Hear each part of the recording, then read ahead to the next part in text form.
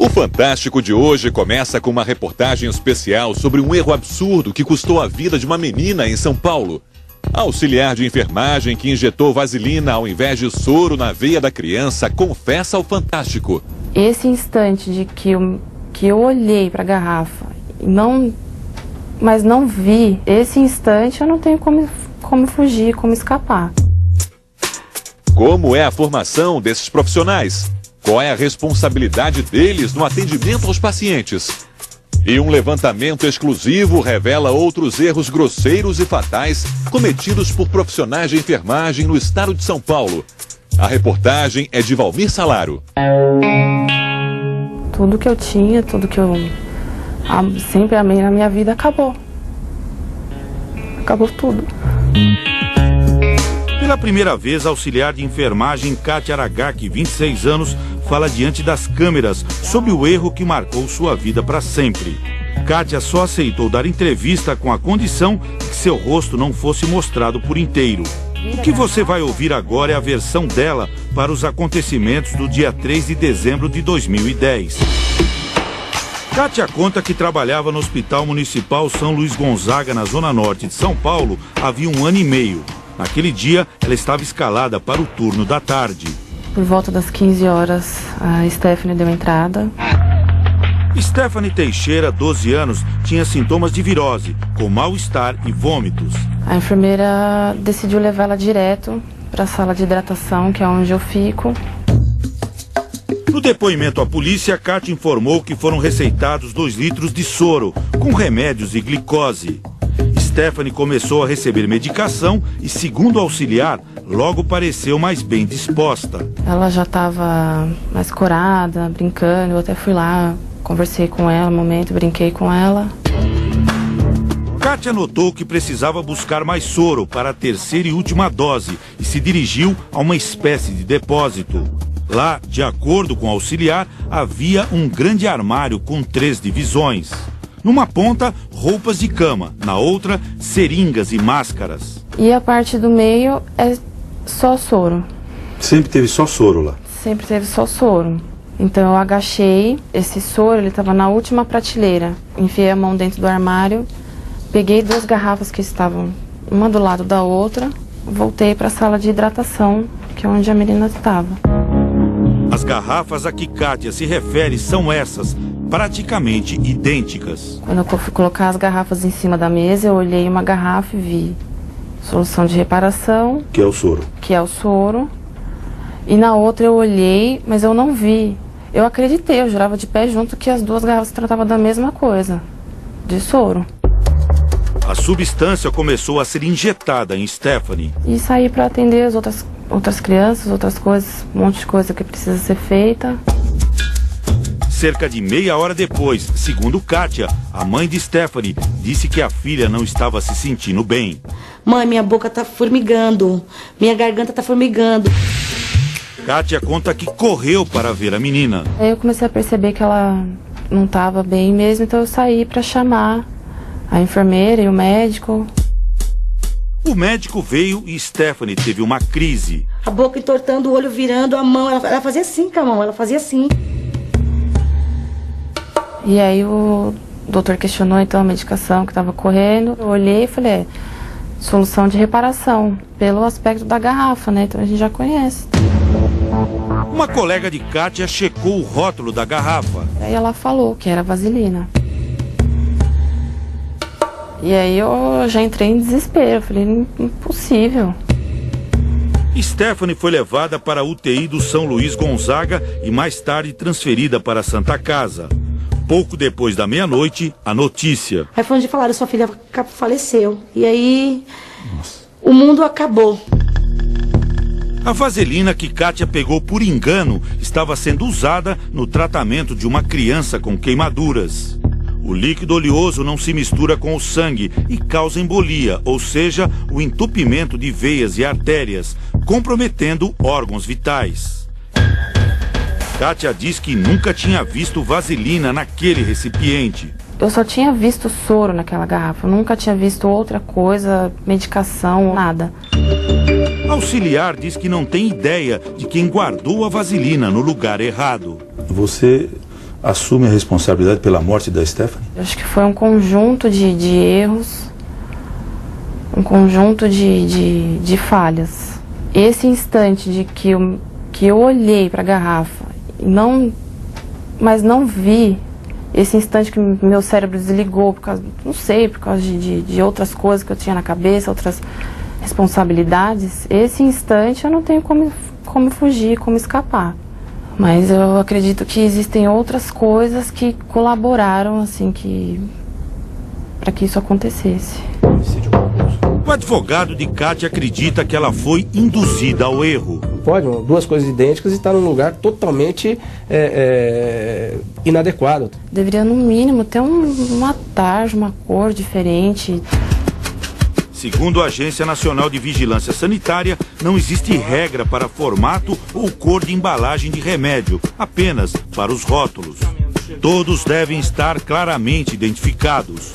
No Hospital do Coração, centro de referência em São Paulo, a distribuição de remédios é controlada eletronicamente. A gente pega um medicamento, já tem o nome do paciente aqui, e você pega o código de barras e passa.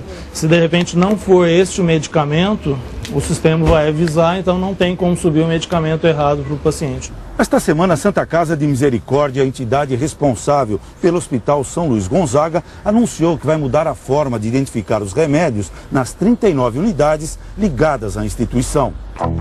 Mas para o presidente do Conselho Regional de Enfermagem, a falha de Kátia não tem desculpa. O profissional que está fazendo o procedimento sabe ler. Antes de medicar um paciente, todo profissional de enfermagem deve seguir a regra básica das 5 certezas. Paciente correto, medicamento correto, via correta, dose correta, horário correto.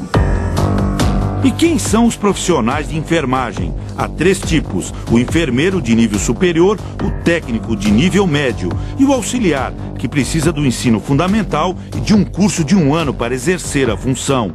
Ele existe para prestar cuidados básicos, elementares. A parte de higiene, a parte de sinais vitais simples, a parte de medicamentos simples, curativos simples. Aplicar o soro como Kátia fazia também é tarefa de um auxiliar de enfermagem. Mas segundo os especialistas da área, as 3 categorias vivem uma combinação perigosa de formação precária, salários baixos e excesso de trabalho. Os profissionais de enfermagem estão tendo 2, 3 empregos. O resultado são os erros que se multiplicam. Nos últimos 12 meses, o Corém Paulista recebeu 356 denúncias contra enfermeiros, técnicos e auxiliares, o triplo da média dos anos anteriores. Tivemos acesso a um relatório com os principais casos investigados pelo Conselho em 2010. Algumas falhas são grosseiras. É o caso de um auxiliar que diluiu por engano um medicamento em cloreto de potássio. O cloreto de potássio é uma das substâncias da injeção letal, usada para executar presos onde vigora a pena de morte e causa parada cardíaca. Em Votuporanga, interior de São Paulo, Dona Aparecida, de 83 anos, morreu na hora, ao receber na veia penicilina benzatina, um antibiótico muito forte. Ela só olhou assim, virou o olho, sabe, já acabou. A técnica de enfermagem deveria ter aplicado a injeção no músculo. Em outro episódio, desta vez envolvendo um auxiliar, um recém-nascido recebeu uma injeção na artéria da mão, quando o certo seria na veia. O bebê teve 4 dedos amputados. E na Grande São Paulo, mais um erro absurdo. Um auxiliar de enfermagem conectou, sem querer, uma mangueira de inalação no braço de Mariana, de 1 ano e 8 meses. O bracinho da menina inchou, rapidinho, inchou que nem um balão, e ela fez assim, ó, e morreu.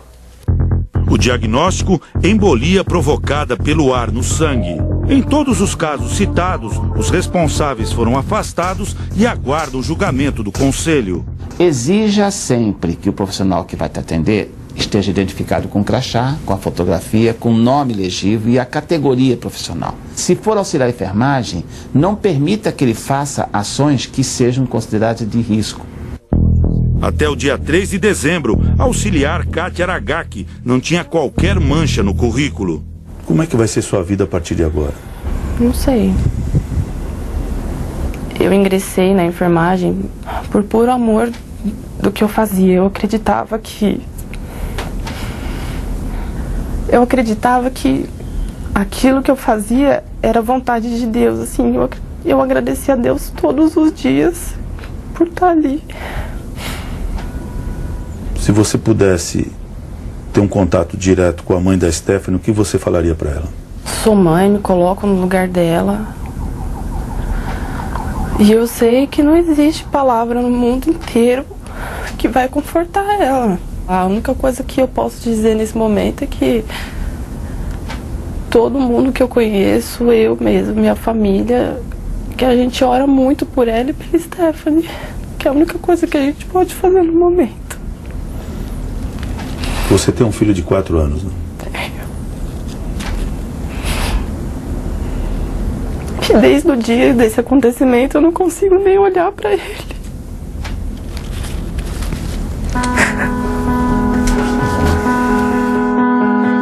Em casa, a mãe de Stephanie lembra com carinho da menina que adorava o cantor Luan Santana e sonhava com o sucesso.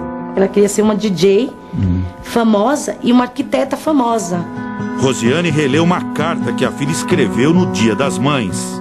Você sabe que mãe só existe uma, igual a você não existe. Você vai abandonar a profissão? Olha, talvez não por vontade. Kátia vai responder por homicídio culposo, sem intenção, e corre o risco de perder o registro profissional. Ela está temporariamente afastada do trabalho. Para a defesa, Kátia pode não ser a única culpada. Condutas que precisam ser apuradas, precisam ser verificadas, se tem ou não tem responsabilidade de mais alguém nesse episódio lamentável. Um segundo que meu cérebro falhou é o que vai ficar. É o sentimento que vai me acompanhar o resto da vida. A punição, eu já tô tendo, e essa punição eu já vou levar pra onde eu for, o que quer que eu faça. Isso nunca vai mudar. É a triste marca de um erro trágico e humano. Embora a gente tenha um amor verdadeiro de fazer o que a gente faz, mas nós continuamos sendo seres humanos.